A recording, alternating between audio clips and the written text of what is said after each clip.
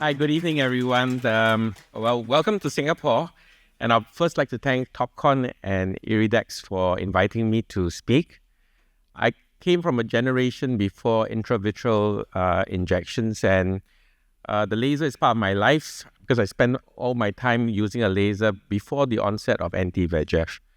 And the Iridex Pascal laser can do everything that a standard laser can do. But what's in addition today that's unique is this MicroPulse Subthreshold function, which is unique to this machine, and I'll be spending a bit of time covering that.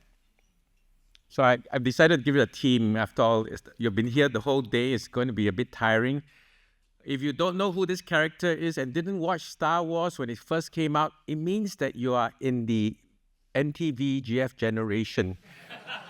So let me retitle the talk today. Options for the retinal patients beyond intravitreal injections and conventional thermal laser, moving away from the dark side. And you know which dark side we're talking about.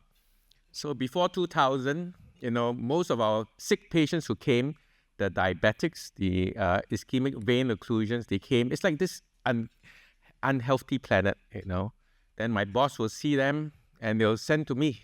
I'm the one that drives the Death Star. And with the laser treatment, I do a great job. And soon your retina becomes this.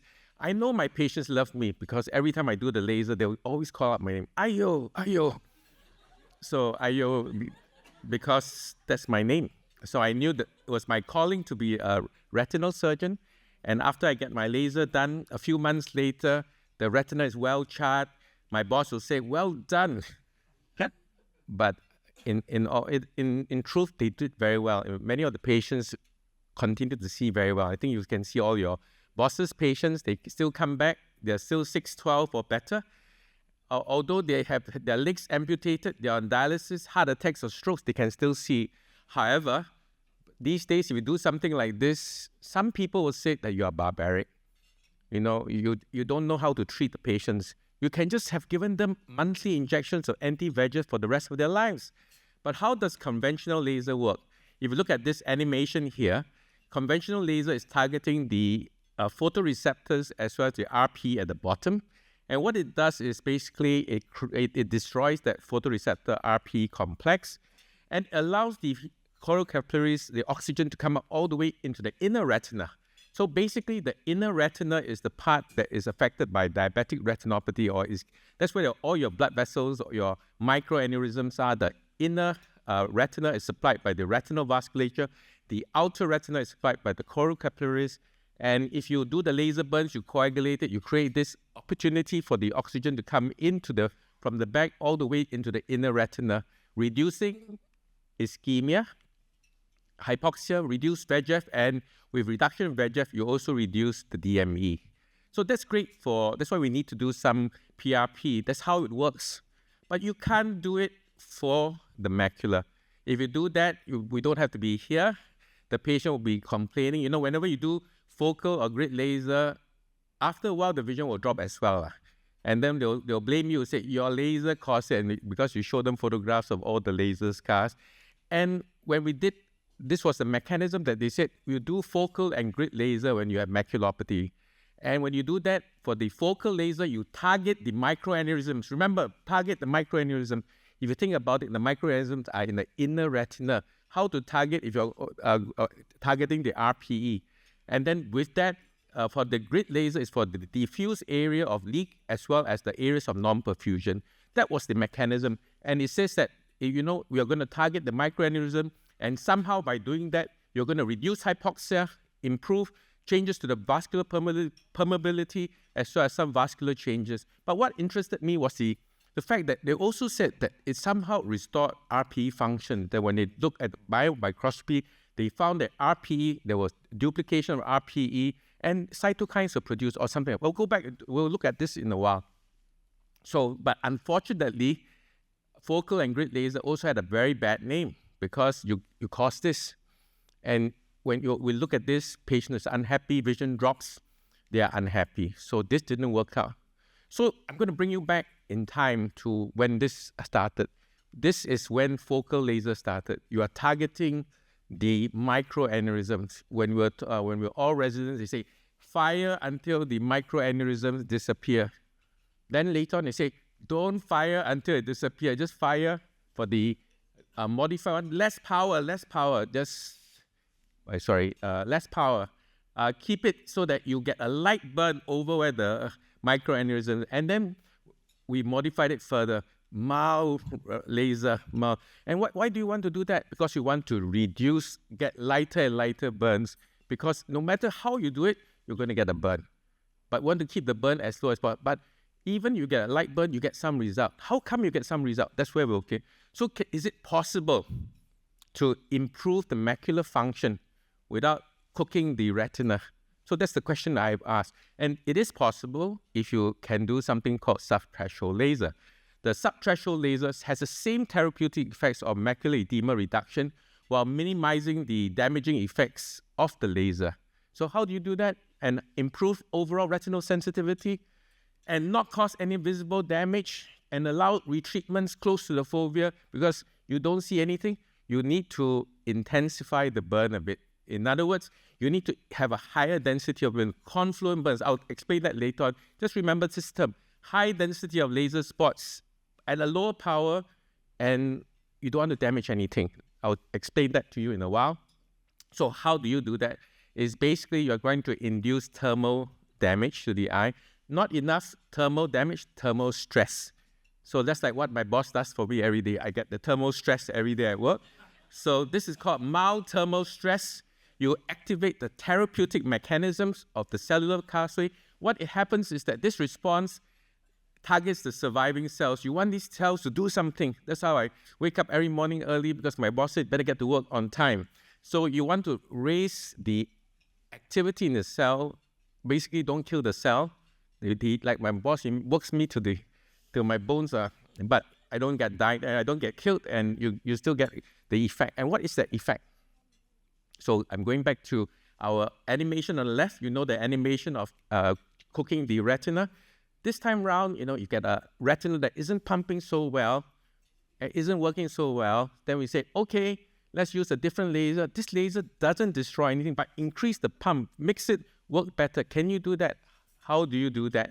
There are a few ways to deliver subthreshold laser historically. And tonight we're going to talk about the MicroPulse technique. The MicroPulse, before we go on to MicroPulse technology, just as the technology was getting advanced and starting to work, there was a major detour in our lives. Now, this technology isn't new. It's been here for a long time.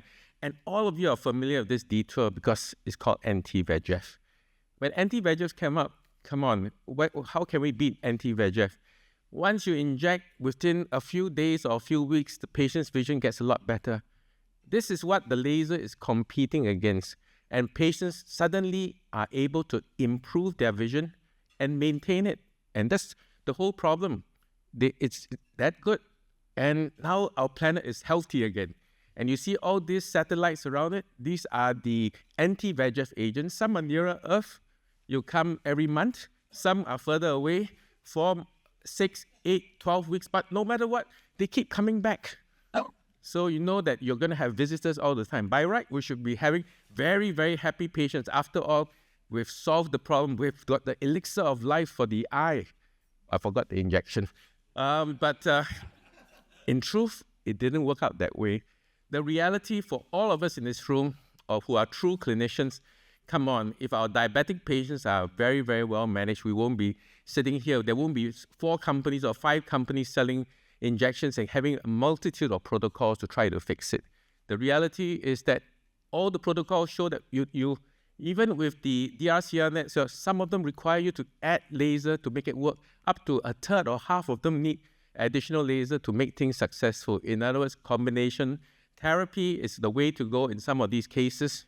So going back to anti-VEGF therapy, if you really think about it, it does not treat the underlying cause. And it's going to be multiple repeat therapies. Patients will have treatment fatigue. In the US, within 3 to 5 years, most patients says, I had enough.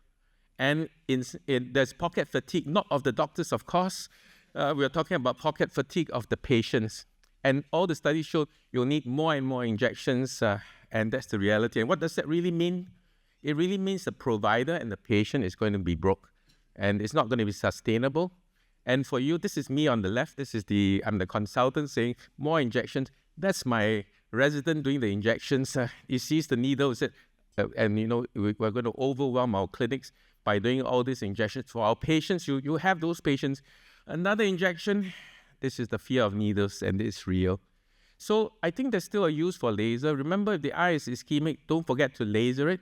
And for macular edema, for very mild and localized edema, it's still important to laser. And remember, not everyone's suitable for anti-VEGF treatment, either for medical indications, logistic reasons, unreliable patients, cost issues, or suboptimal or non-responders. But let's go back to MicroPulse laser again. What is this? Let me take you back to the evolution of the way focal laser started off. If you look at this diagram here, that's the inner retina, and that's your microaneurysm there. Can you see all your microaneurysms right on top? So originally say fire to kill the microaneurysm. Yes, you can. I'll give you a bigger microaneurysm in case you can't see it. To be able to get the microaneurysm, you need to get a significant laser that practically fries up most of the retina. Then they say less power. And that'd be number 2 over here. Look at this. When you fry the retina, of course, you're going to get scars like this. But when you don't fry too much, and that's what we do, most of us, when we do focal laser, we reduce the power, we hope to get some effect, but the reality is you don't see a lot of burn, but when you do autofluorescence, you still see the burn. However, if you're doing subthreshold laser, the idea is that you won't see anything. And of course, the criticism is you don't see anything means nothing happened, so it won't work. So how does it work? Maybe I tell you the technology first, and I'll give you the evidence that it's working in a short while. So if you use the continuous wave or traditional laser, once you fire, all the power comes out, and you basically you can reduce the power, cook it less, smaller area, but you still cook the lens, but cook the cells, the RPE. But when you look at the MicroPulse, it has this envelope. Basically, you're cutting it to smaller chunks, and it's called a duty cycle. That means 5%, then 95% no laser. There's a pause, and that pause is to allow you to cool between the pulses. So when you do it, it takes a bit longer. It's not going to be that means it's taking a longer time to deliver it, and there's also a modulation down of the power because we are not trying to kill it, we're trying to cook it, and don't cook it too much So what you want to do is to stimulate the restorative mechanisms. You're creating really subtle, well-defined, sublethal intraretinal RPE burns. And by so doing, all these good things come out from inside. This endogenous repair mechanism will release all these factors, and these factors will spare the retina and choroid from collateral damage because the heat is limited. Basically, you don't see anything. And of course, people say you see nothing means nothing happens. No, something happens. And if you look on the left-hand side first, this is when we used to do focal laser. When you do focal laser, what happens is that you will get these white areas where you kill the cells, but the surrounding collateral area, the subthreshold area, so to speak, for our PRP, our focal laser, they also produce the intracellular biological factors. That's why our focal and grid lasers work, but unfortunately, it comes with a free scar. But if you turn it around now, if you do it as a subthreshold burn, keep the power down, don't kill the cells, it still produces these biological factors and all these goodies here. You can read it for yourself. Basically, they're restorative mechanisms, anti-VEGF mechanisms. Basically, it helps the eye to restore itself. Just take a few seconds to look at that. So, of course, how to show it? This is where basic science comes in immunohistochemistry comes in. The first green cells here over there that you see, these are the areas that the cells are still alive. The dark area, within an hour, you see that the cells are dead in the center. The phase contrast images in the middle shows the areas where it's activated. The bottom HSP70 signal, the green color signal, comes as soon as 24 hours after you're starting to produce the reparative mechanisms and other cells. So let's look at the first three on the left-hand side. The first three are our usual way of doing lasers. That means when we do the laser, we're going to either have big spot size, maybe smaller spot size, whatever the pattern is. You notice the center is the area that the retina is destroyed, and we get the repair from the areas that are the surrounding areas. So the more these glowing things that we see, these are the good areas that we want. The ones that we don't want is the guy in the center, which is the scar. Let's move over to the MicroPulse. You know how it's delivered? If you make it small, you can only see these healthy areas producing the reparative cells. However, this one, what happened to this one? How come you don't see the circles? It's because we need to increase the density. You want to make it confluent as possible. So the whole area becomes producing reparative mechanisms, and the little red dots are the gaps in between where the laser, unless you can create a square laser tomorrow. So this is the machine over there, and this is what I used to, and what we're looking for is a confluent, high density laser pattern. Just for safety, I still avoid the fovea itself, but I practically treat everywhere in the posterior pole. And this is basically what it looks like inside. This is our traditional. We used to do grid. We always leave about a space apart because we want to have some safety margin. But this one, we don't want you to have any safety margin. We want you to compact it in because we believe that there will be no damage to the cells whatsoever. Is there any proof that it works? Well, look at this study here. It looked at high energy, but using the modified ETDRS. Remember, the modified one is the one that you don't cook the microorganism. You cook it just before you destroy the RPE photoreceptor, but not at the inner retina. And you compare it against the sub-visible, sub-threshold laser here, low density and high density, the confluent one. Guess what?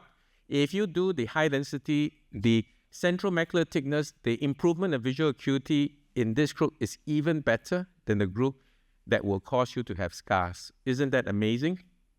So let's look at the clinical evidence. I can be here the whole night. They gave me about 200 over papers to look at, and that's 3 months ago. I asked them give me a few things. They sent me this whole dossier of evidence, and I said, so many. Well, I'll just show you a few. Anyway, this is the original MicroPulse laser, and you can see what happens. The original modified ETDRS, you get all these laser burns here, and then the MicroPulse mode, you don't get any laser burns. The edema goes down. Basically, it does stabilize the vision. It's similar. The effect is similar, but minus all the scarring and visible damage. Now, if you look at, this is just for DME, diabetics. In this study, if you divide them into a group of those with mild or moderate, that means less than 400 microns of central macular thickening, and they divided, you try it out for treat them with laser. 3 months later, you see whether there's any more edema. Then if it's still got edema, then you give an anti-VEGF jab. You see what happens is that if you were in the less than 400 micron group, it worked. And above 400 micron, they had to supplement with anti-VEGF. But eventually, they did manage to reduce the edema with durability. Just remember that number. And when the 577 came out and they compared 577 against 810, they found that the effects were similar. No scarring, equal effects. But why 577? 577 is a yellow wavelength laser. It has almost zero absorption at the level of the xanthophyll pigments of your photoreceptors. It's good absorption at the melanin and oxyhemoglobin levels. That means you get really good absorption at the RP without having to go up super high power, which means less pain for the patient. And what's more important is that it can go through your lens. It improves the penetration through your lens. So there's some advantage to having the new laser. I think it's over there if you want to have a look at it later when you want to buy it. I wish Topcon would have come to me a bit earlier, perhaps as early as the start of the year. They came to me about 3 months ago and say, hey, I'm going to leave this laser here for you to try. Do you know what it means? There's no such thing as a free dinner. So, by the way, can you speak for us on this thing?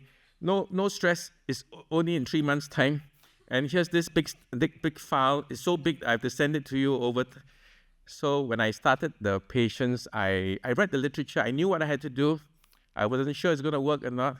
So I started praying, and my initial patients were all my own patients, which I've seen for a long time. In fact, all your retina patients, because of anti-VEGF, they still come back every 4 weeks, 6 weeks, 8 weeks. Don't worry, you got lots of these patients, but those patients trust you already. It makes it the discussion a bit easier to start off with. Okay, I give my patients a few interesting names. Firstly, this patient with the ischemic HRVO, superior HRVO, he's a cleaner. He's not really well paid. It costs is an issue for him. But Singapore government does provide some subsidy for injections. This is a 63-year-old. Let's call him Mr. Again. So this is a recent photograph. I don't have. It's a public hospital. We can't really do all the imaging all the time. But it's a ischemic superior hemispheric vein occlusion. We've done the superior laser. We didn't do. Some of my colleagues like the OCTA. Basically, there was fallout. We did the laser for this patient.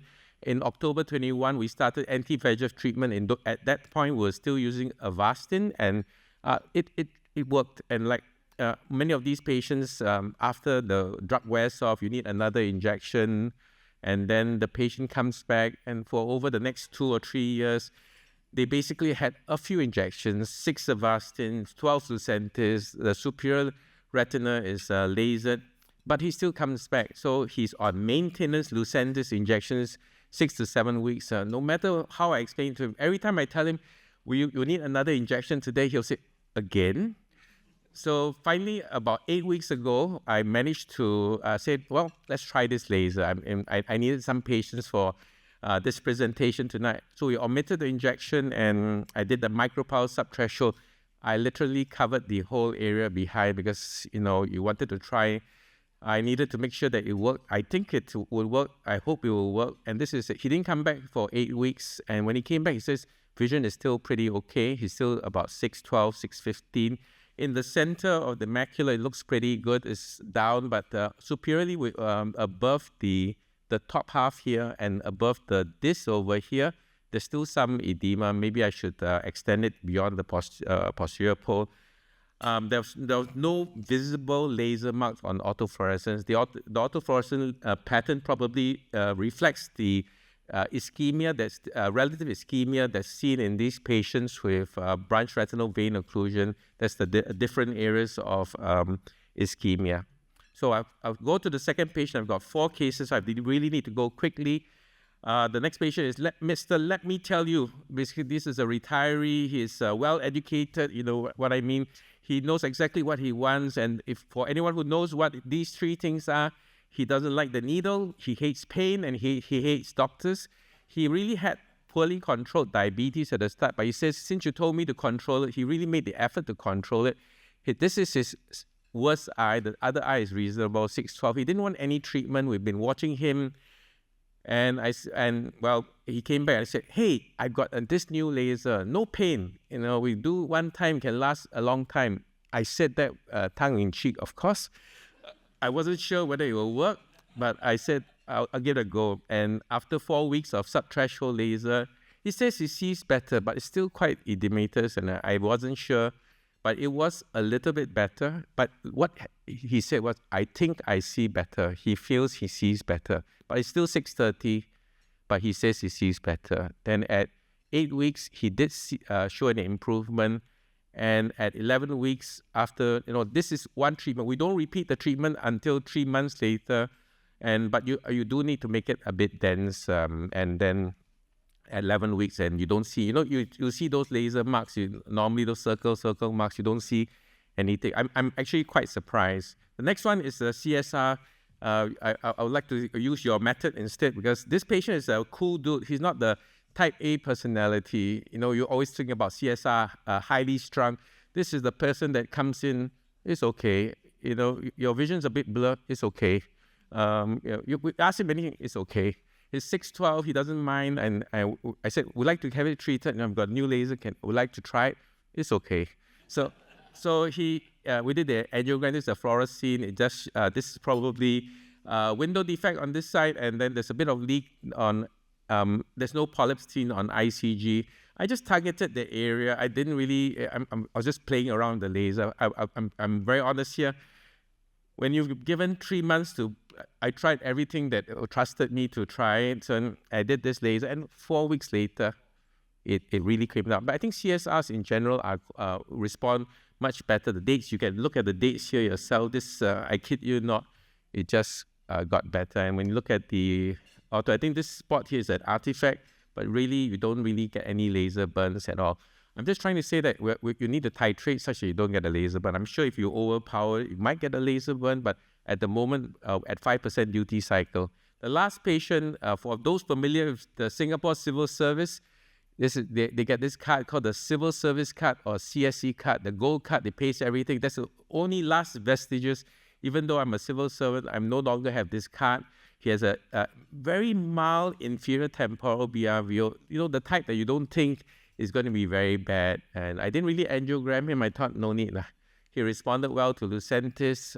Then he frequent recurrence, so I switched it to Eylea. 8-9 weeks later, it comes back again. So I said, okay, let's switch to Iridex. This is before faricimab and all these things. So then after that, they got a cataract and glaucoma. Then I switched him back to Eylea. Basically, I became Bayer's best customer. And every 6 weeks, like clockwork, he'll come back for the injection. Really happy 2 years later. I mean, Bayer is really happy. The Singapore government maybe not so happy. Then suddenly he didn't come back again. I said, hallelujah, he must be cured. No more injections. He didn't turn up. Of course he turned up. He had a stroke. And then and when he came back, he declined further injections. Because every time I take a consent for anti-VEGF, I say, you can get stroke, heart attack, hoping that some of them will say, I don't want to have the injection. But they all say, come on, give it to me. So they declined the injection, and I started to do the subthreshold laser for him, and I covered it quite like all the rest of the cases. It didn't work as what I thought it would work immediately. It did come down, but it's slowly, and you can see that for yourself. 8 weeks and 11 weeks, and then I forgot to do the autofluorescence. So since the civil servant don't need to pay, come back next week so that I can get the autofluorescence image. He didn't have to pay, so no one was suffered except the Singapore government to pay for the visit, and then basically you don't get any burns. So how did I do it? Topcon was kind enough to leave the machine there. That's why my dinner is still on my table over there. They set it up for you. First you do the test burn. The test burn is very simple, quite long duration. You set the burn first, make sure that you get a burn. I usually set it such that you get like a mild burn. You must see a burn. You take it somewhere away from the near the arcades, and then what happens, you switch over to the actual treatment, and this is 5% duty cycle. Don't get the wrong setting. 5% duty cycle. You can set whatever parameters, but notice everything is confluent. You just pack everything together, and you start lasering. Remember, it's going to be slower. You put your foot down. Take your foot off too, so the thing will remind you. Ding, ding, ding. They'll tell you didn't do it properly. You can see I've been using your laser. Then you have to do it again. And sometimes I did overlap sometimes, but I don't think it's dangerous because it isn't cooking anything. But I did not hit the fovea. I decided better not try. Anyway, what's important is they didn't call my name anymore. So my fans are gone. No more ayo, no pain at all. You just do it, and then. But I guess this is one of the worries. They'll say nothing happened. What? Why do I have to pay you? But that's another story. So, but the reality is that this thing will take time to work. So if you're going to use it alone, might be difficult. Probably in this onset, because anti-VEGFs work very well. Then if you use it as monotherapy alone, it might take a while, and the patient may compare and say it's taking a long time. So really, I think it's useful as an adjunct. Although in this first case here, it is a monotherapy. He just treated it for maybe he has reasons for monotherapy. It worked. It's a little bit over 400 microns, but it worked. And I think he had 3 sessions, 3 months, and it was stable for up to 2 years and 7 months. That means he had 3 sessions within the first 3 months, and at the 15th month. Then after that, it was stable for 2 years and 7 months. So in DMEs, this one looking at the literature of those who had used the MicroPulse laser, you have DME, BRVOs, CMO. If you do it together with anti-VEGF, it reduces the injection burden, and it's an alternative for people who are not suitable to have anti-VEGF, or I think there's cost issues, or likewise, in this case, this is again, all these are 577 lasers now, 17 months of treatment, and it stabilizes. It takes time. You may need multiple treatment, but it works. And like all things, they remind you it takes time to work, and you might not have the patience. The patient may not have the patience, but it's important to understand that if the patient, if you have good working relation, if they work, then they are willing to wait. If they're not willing to wait, you might have to supplement with an anti-VEGF injection just to make it going. So if you, as an adjunct to anti-VEGF, you can see that it will help reduce the total number of injections that are necessary to keep the retinal dry. I think that's really what we want. We don't want, no anti-VEGF company is interested to reduce the number of injections. I wonder why. Anyway, again, these are looking at papers that have used it for branch retinal vein occlusion. If you treat just with the subthreshold laser, it works as well as if you had done just a normal sector laser, or if you have given just one anti-VEGF. Within a month, you can see the results. So this is an opportunity when you have the next patient with a branch retinal vein occlusion to give it a try. It's safe, it's effective as conventional laser in this aspect. And really, the MicroPulse is a valuable adjunct, whenever you have these patients and you don't want to do the injections. So just another case, this patient had one injection, then disappeared for 3 years. He came back and they started lasering him. And even after 3 years of having all this edema, it still worked. It still got the retina dry. And look at the comments. I've come to expect that the effect of the MicroPulse laser to last longer than the effect of any anti-VEGF, and which results in fewer injections. So this is comments from people who use it, not mine. I'm showing you my example. Mine was with fingers crossed and praying. And this one is a patient, CRVO, 3 injections later. He didn't get better. In fact, he got worse. And it happens, some of the patients, even with injections, the vision drops. This one, they lasered once, and over 5 months, the vision gets better. They didn't show us how long it took to come down, but I presume it will take some time to come down. But it did come down, and again, no laser scars and things like that. I just have one more case to show you, and this is a lady with CSR. She's a pregnant lady with CSR. So these cases, you don't do angiograms, and then all these drugs are all dangerous. Maybe your mask will be useful for this. She won't mind the mask. But they did the laser for her, and surprisingly, it dried out and lasted all the way till she delivered.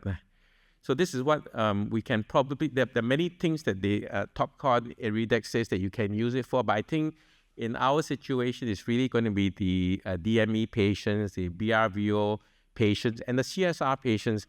And it ultimately is, in our region, things are expensive, and you need to basically see how you can do to reduce the cost to patient. And lastly, of course, maybe those really mild ones, even the vision is very good, you can still try, because if it doesn't cause any damage, I think it's worthwhile to consider treating. So let me summarize what I've said so far today. So the subthreshold laser is a useful either first line or adjunct. And it's going to be first line if you have someone that's really not possible to get the anti-VEGF injection. And we'll have those patients either cause inability to come back, the usual stuff. This is what we're using is low power, high density burns. I've shown you how to do it, really confluent, close burns. It is safe, it's repeatable, you don't cause any damage. Of course, I'm showing you that there is a therapeutic effect, but you can't see it, but doesn't mean there's no therapeutic effect.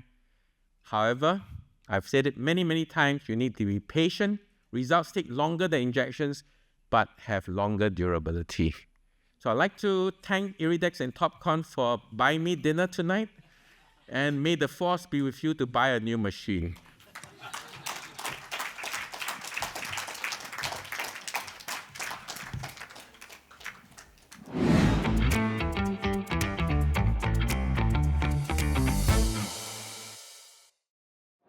I also would like to ask Prof. Ian something.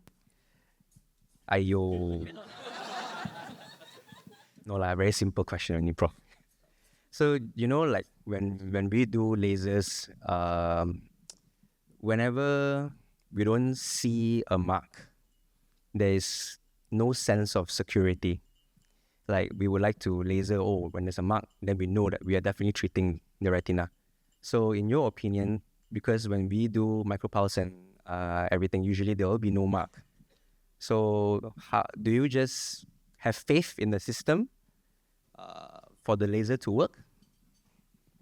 I mean, a Topcon answer or my answer? Your answer, Prof, your answer. So I guess, it were before 2003 or 2004 when anti-VEGF started, you could have told the patient, we've got a new laser. The old laser, painful, got lots of burns. Now we've got a new one. Because the effect would have taken time to come. I just mentioned it many times. Patients are not going to be patient. With, you've got two patients in your clinic. One has anti-VEGF, the other has subthreshold laser. Who's going to be happy? Certainly not the person having the subthreshold laser. No matter how, unless you know the person very well, is your father or mother, no one else will trust you because they said, the other guy is improving, I'm getting worse, I'm out of here. So you make them pay $500, $1,000 to pay for the laser, then they go to another doctor and say, no burns. So you can imagine that kind of scenario. So I think in this day and age, unfortunately, anti-VEGF therapy is still the first to go, but you can concurrently offer the patient subthreshold laser, especially patients who, like I've shown you again and again. If patients again and again, there's enough data to say that you can reduce the number of injections. And if it's a free thing, then like in the UK, you just wait for months and for the treatment and stuff. It doesn't matter. I don't pay a cent. But in our part of the world, everything is pay and pay. Sorry, the Singapore government. So everything is you have to pay. So since you have to pay, then you have to be a bit careful about how we use up resources. And if patients can come back less to your clinic, it's much more useful for us. But you need this technology because even if you lower the power with the normal laser using continuous wave technology, you're still going to get a burn and you're still going to get a degradation of function at some later time point. And you'll be surprised, even though you do the subthreshold laser and the edema doesn't come down fully, patients feel that they can see better. I don't have any data yet. I'm going to start collecting data, maybe do some microperimetry or even electrophysiology to add on to the effects of this to see whether there's a change. But the papers that were provided to me says that it's been reported that there's increased retinal sensitivity. So there must be something that this laser does. And unfortunately, only at the biomicroscopy and immunohistochemistry level, you can see the changes. But I think you can see the changes in the cases that I've shown you. And these are cases which I've seen for a while, and they needed longitudinal review with lots of injections. Sorry, this is a very long answer to a very short question, but it's just trying to tell you how you can apply the use of this laser and to transform the way your patients' lives will be. Because it's really terrible if this patient is your father or your mother, you will probably give it a try because you don't want your parents to come back forever. Thank you. Hi, Prof. What is your standard protocol treatment for this MicroPulse? Like, for example, what kind of power you use and the power setting? I thought dinner over. Okay, remember you see that you need to get a burn. Make sure you get a burn. You do need to get a light burn, but you need to have a distinct burn when you are setting the power. 200 microns, 200 milliseconds, 200 microns, big burns, big size. Choose a spot that is away from the center. You just need a burn to be your titration. When I started, I was a bit chicken. I started with a super light burn, but after a while I know that it's better not make it too light because it's not going to work. So I'm honest. I'll tell you what I did. I just made sure that I see a distinct burn, but not to the level of a char. A light burn, not the retinal PEXI kind of burn, just the usual mild to moderate burn that you do for your usual grid laser. That is my target burn. After which, then we transfer over, and through the 5% duty cycle, you don't actually see a burn. That's the part that I was scratching my head. Did something happen? So that's the part which, as you mentioned, will it work? And you will have to wait to see. So in between, if you can't wait to see, and the patient can't wait to see, but these patients, as I said, they trust me, so they allowed me to just leave it alone. But your first few patients may not be willing to do so. But if you got patients have been, and I think we've now got lots of patients with anti-VEGF for a very long time, and you just have to explain to them, I'm going to switch you to this therapy, give it a try. It might take a few months to work. I think most will say, okay, because everyone has fatigue from the anti-VEGF injection. So that's what I would suggest you try. But like as I said, it takes time. Just be patient.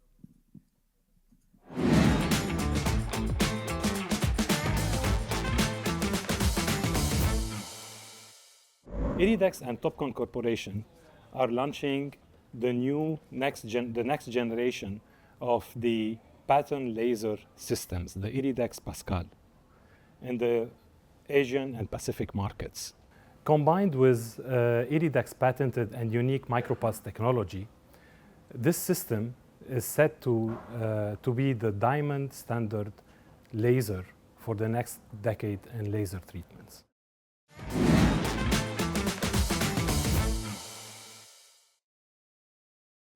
The new Iridex Pascal has a new ergonomic design with smaller footprint that fits in small offices and clinics. So it's more convenient for the doctors to have them in their clinics.